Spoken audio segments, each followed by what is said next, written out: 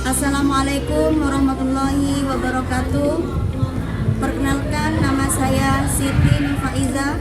Saya mengajar mata pelajaran Pendidikan Pancasila di SMP Swasta Islam Belega, Bangkalan, sekaligus mahasiswa PPG dalam jabatan tahun 2023 program studi Pendidikan Pancasila di LPTK Universitas PGRI Adibuana, Surabaya, dengan nomor peserta 201800077 Saya akan melakukan uji kinerja di SMP Swasta Islam Belega, Bangkalan pada hari Senin tanggal 4 Desember tahun 2023. Berikut video pembelajaran saya.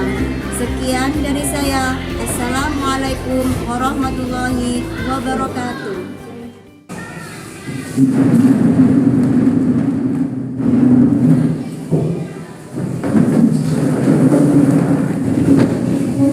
Assalamualaikum warahmatullahi wabarakatuh. Waalaikumsalam warahmatullahi wabarakatuh. Sebelum pelajaran kita mulai, kita baca doa bersama terlebih dahulu. Silakan ketua kelas untuk memimpin doanya.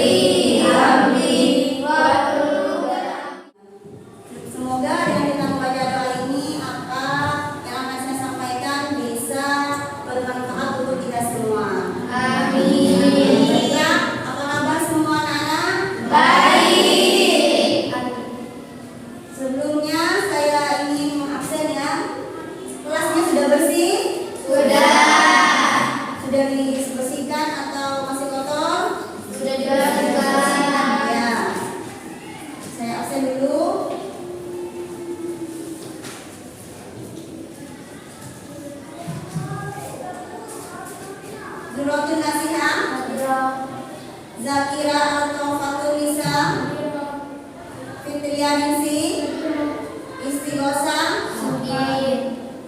Jihan Nurhalifa, Khairus Suara, Nadia Sofwa, Naral Karoma, Nasihatul Kholisa.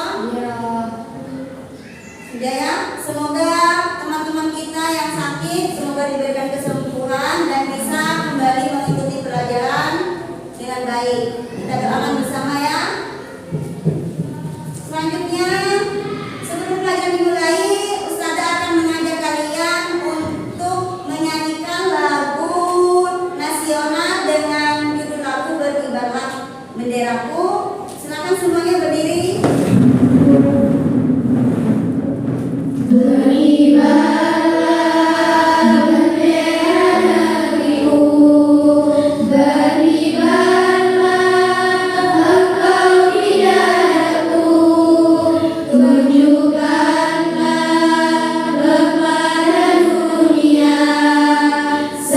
Semangatmu yang panas membara.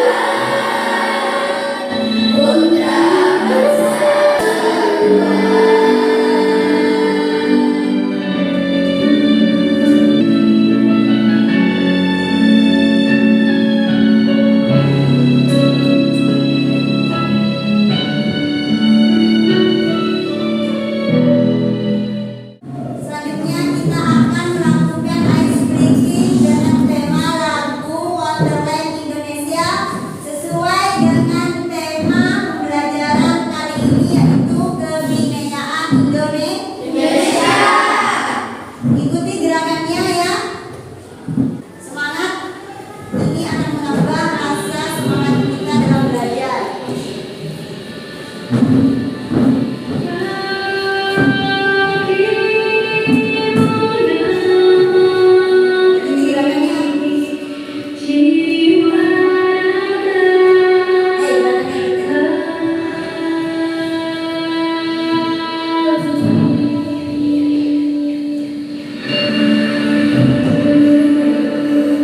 Indonesia is the most beautiful land in the universe. The land where we were born, the nation where we grew up. So many colors that live together in peace. With a million times treasures. With an abundance of natural wealth. Indonesia is not just wonderful. Indonesia is a wonderland.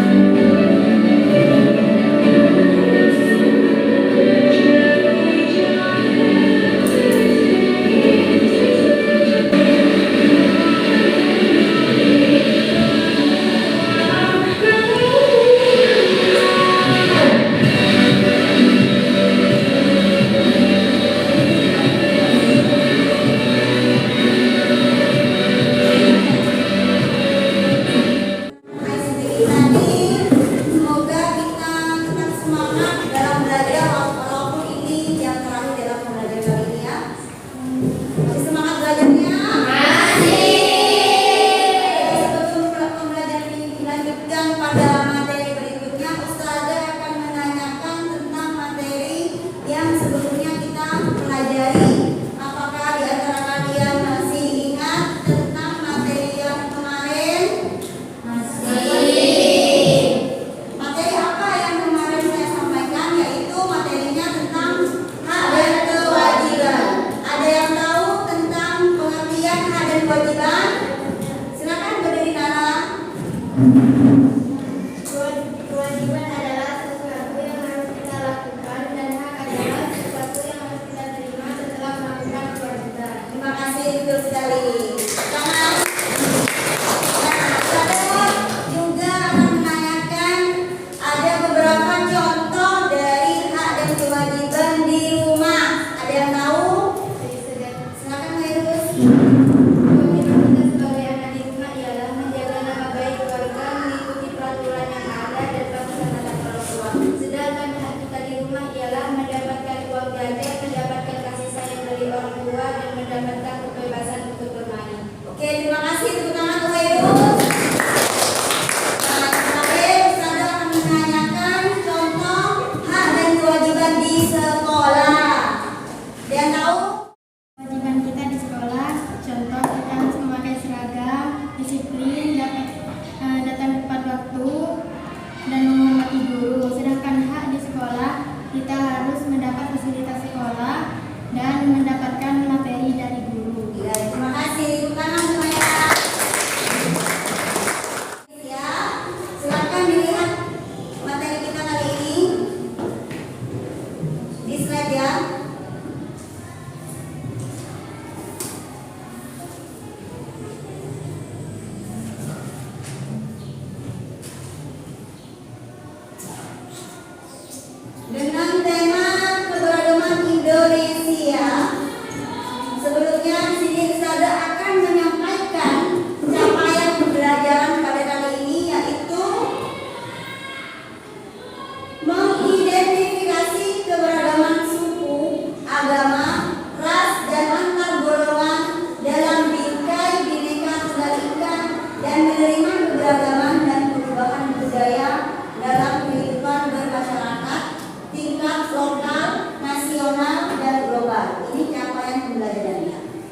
Kemudian tujuan pembelajaran pada kali ini diharapkan peserta didik mampu menganalisis keberagaman dari gender, suku, budaya di Indonesia melalui tayangan video dengan baik.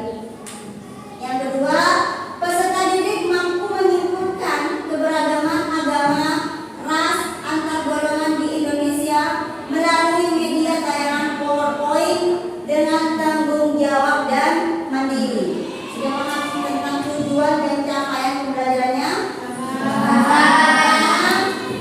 Nah, pada pembelajaran kali ini kita akan menggunakan model pembelajaran yaitu problem based learning atau PBL, di mana pembelajaran di sini yaitu berbasis pada masalah yang berdirikan adanya permasalahan.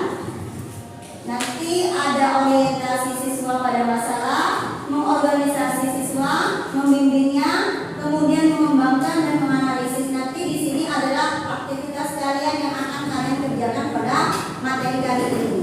Ini adalah model problem based learning pada materi kali ini dengan judul Kebinekaan Indonesia.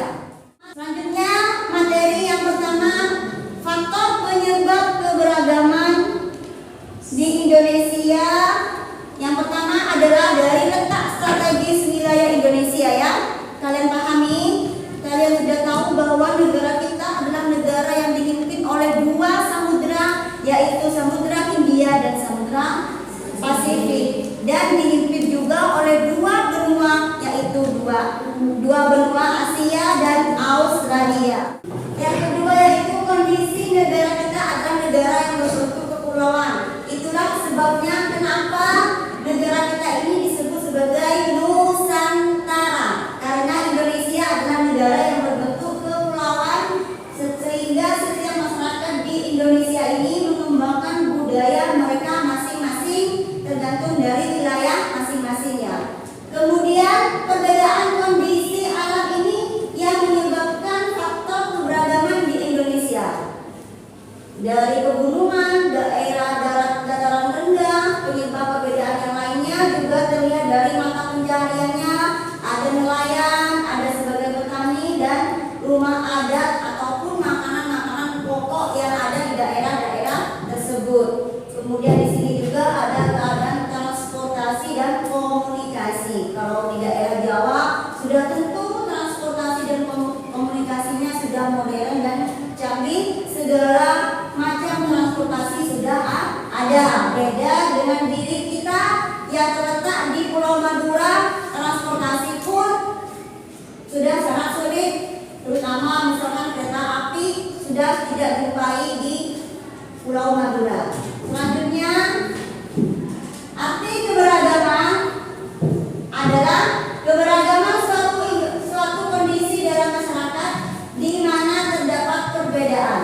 Perbedaan dalam berbagai bidang, terutama suku, bangsa, ras, agama, ideologi, dan kebudayaan. Di sini keberagaman suku berdasarkan BPS terdapat lebih dari 300 kelompok ras etnis suku bangsa di Indonesia atau sekitar 1.300 suku bangsa yang tersebar di seluruh provinsi. Dengan Pulau Jawa menduduki peringkat pertama suku terbesar di Indonesia, lebih 40% dari total jumlah suku bangsa yang ada di Indonesia. Kemudian keberagaman agama dan kepercayaan. Ini adalah contoh-contoh agama dan kepercayaan yang ada di negara kita. Yang pertama ini adalah agama Hindu dan Buddha. Agama Hindu dan Buddha ini adalah agama yang berasal dari bangsa India. Kemudian agama Islam ini adalah agama yang berasal dari bangsa Arab. Agama Kristen dan Katolik ini adalah agama yang berasal dari bangsa Eropa. Kemudian agama Konghucu yang sekarang diresmikan oleh Presiden Abdul Rahman Wahid ini adalah agama yang berasal dari Tiongkok atau Cina. Kemudian agama animisme lainnya adalah agama kepercayaan asli bangsa pribumi. Kemudian keberagaman ras yang ada di dunia. Ras adalah golongan bangsa berdasarkan ciri-ciri dari fisik dan garis keturunannya. Keberagaman ras ditandai perbedaan ciri fisik seperti warna kulit, warna dan bentuk rambut, bentuk muka, ukuran badan, bentuk dan warna mata, secara ciri-ciri fisik lainnya. Contohnya di antara kalian ini pun fisik dan ciri ras kita tidak sama. Ada yang rambutnya keriting, ada yang rambutnya lurus, kemudian ada yang matanya sipit, ada yang juga matanya lebar. Di antara kalian ini pun sudah terdapat perbedaan tentang keberagaman rasnya. Sudah paham? Paham. Kemudian keberagaman antar golongan. Struktur masyarakat di negara kita ditandai dengan dua ciri, yaitu horizontal dan vertikal. Satu, secara horizontal, perbedaan suku bangsa, agama, adat istiadat dan kedaerahannya. Kedua, secara vertikal, lapisan atas, menengah dan bawah. Ini keberagaman di negara kita tentang antar golongan. Kemudian stratifikasinya yaitu golongan atas, orang kaya, pengusaha, orang pebisnis, misalkan ini termasuk pada golongan atas. Golongan menengah, pegawai kantor, petani, pemilik lahan dan pedagang. Kemudian golongan bawah ini adalah buruh tani dan budak. Kalau di sini budak dan tidak ada ya. Ini adalah stratifikasinya sosial di negara kita. Terima kasih. Ini adalah paparan materi tentang kebinekaan Indonesia. Selanjutnya di sini Ustazah akan menyampaikan sebuah video dan kemudian video itu kalian amati ya. Dan amati video yang saya akan di slide.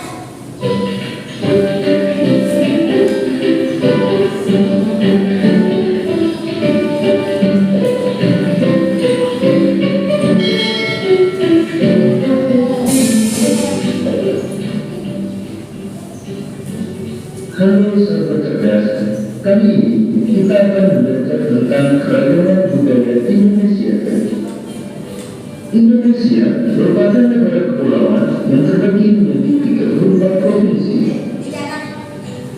Keragaman budaya Indonesia disebabkan karena adanya keragaman suku bangsa yang ada di Indonesia. Berdasarkan sensus BPS tahun 2010, di Indonesia terdapat lebih dari 300 kelompok etnik, atau tepatnya 1.340 suku bangsa.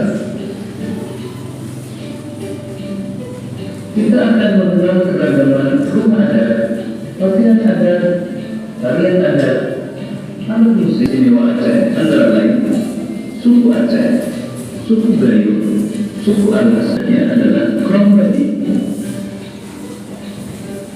Pakaian adat Ule Bala. Tarian adatnya. Alat musik tradisional adalah serunding kali. Senjata tradisional adalah rencong.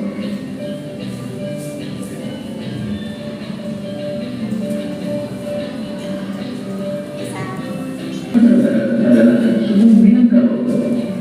Rumah adatnya adalah rumah gadang. Adatnya adalah tarik piring dan tarik payung. Alat musik tradisional adalah saluang.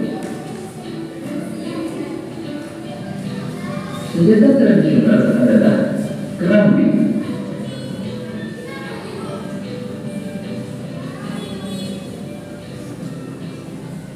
DKI Jakarta, suku asli dari Jakarta adalah suku Betawi. Rumah kebaya. Pakaian adat, pakaian Betawi. Tarian adat antara lain tari Jawa dan tari topeng. Alat musik tradisional, tarian. Sekarang dari video yang kalian amati ini, Ustazah meminta kalian untuk menganalisis berbagai keberagaman yang ada di Indonesia, mulai dari suku, agama, ras, dan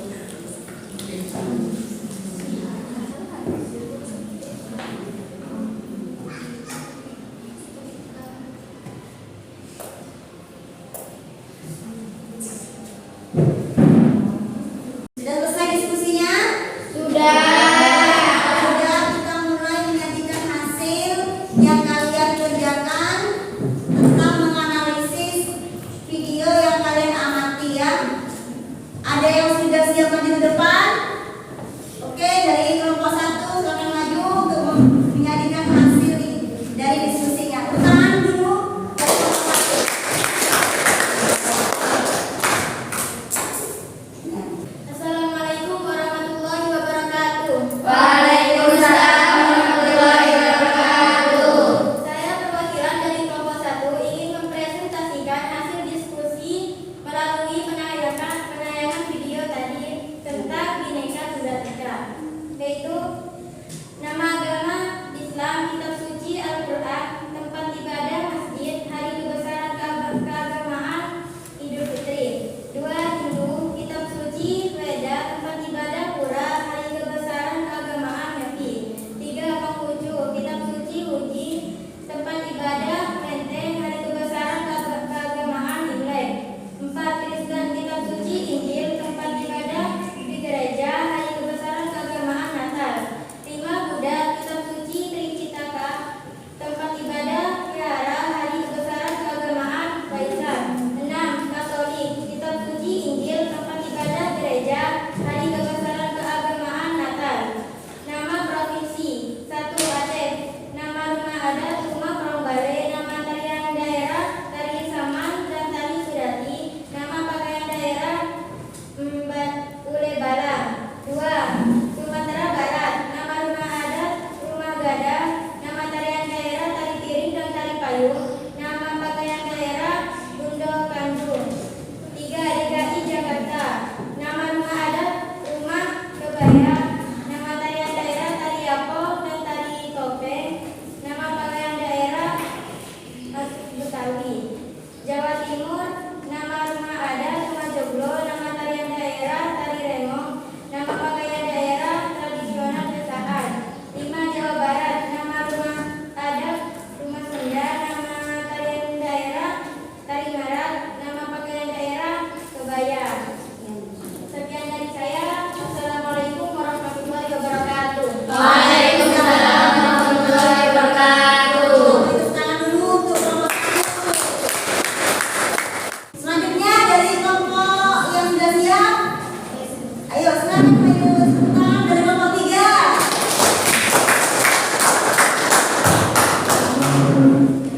Assalamualaikum warahmatullahi wabarakatuh. Waalaikumsalam warahmatullahi wabarakatuh.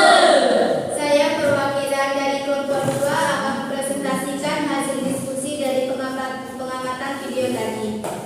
Agama Islam, kitab suci Al-Quran, tempat ibadah masjid, hari kebesaran keagamaan, hari raya Idul Fitri. Kristen, kitab suci Injil, tempat ibadah gereja, hari kebesaran keagamaan Natal. Konghucu, kitab suci Uji, tempat ibadah Menteng, hari kebesaran keagamaan Imlek. Katolik, kitab suci Injil, tempat ibadah gereja, hari kebesaran keagamaan Natal. Hindu, kitab suci Weda, tempat ibadah pura, hari kebesaran keagamaan Nyepi. Buddha, kitab suci Tripitaka, tempat ibadah wihara, hari kebesaran keagamaan Waisak. Nama provinsi Aceh. Nama rumah adat Ronggade. Nama tarian daerah Saman atau Yeudati. Nama pakaian daerah Ule Balang. Minangkabau. Nama rumah adat Gadang. Nama tarian daerah Piring atau Kayu. Nama pakaian daerah Bundo Balang. Betawi. Nama rumah adat Rumah Kebaya. Nama tarian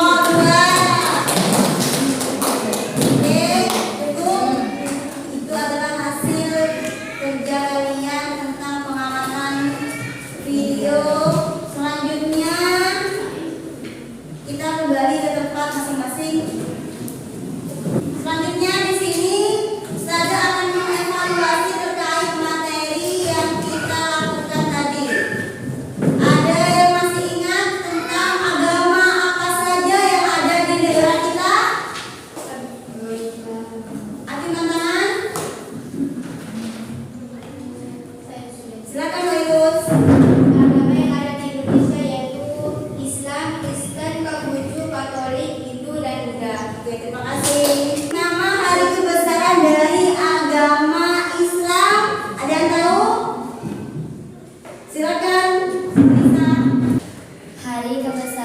Hari kebesaran agama Islam yaitu Hari Raya Idul Fitri, dan kitab sucinya adalah Al-Quran, tempat ibadahnya adalah masjid. Oke, terima kasih.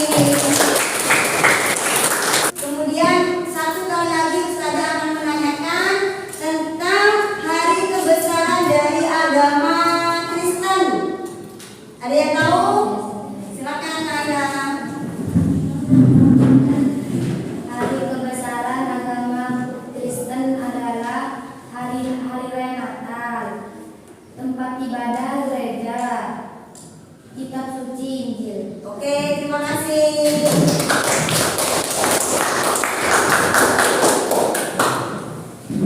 Setelah ini kita bersama-sama akan menyimpulkan dari materi yang dari awal kita lakukan.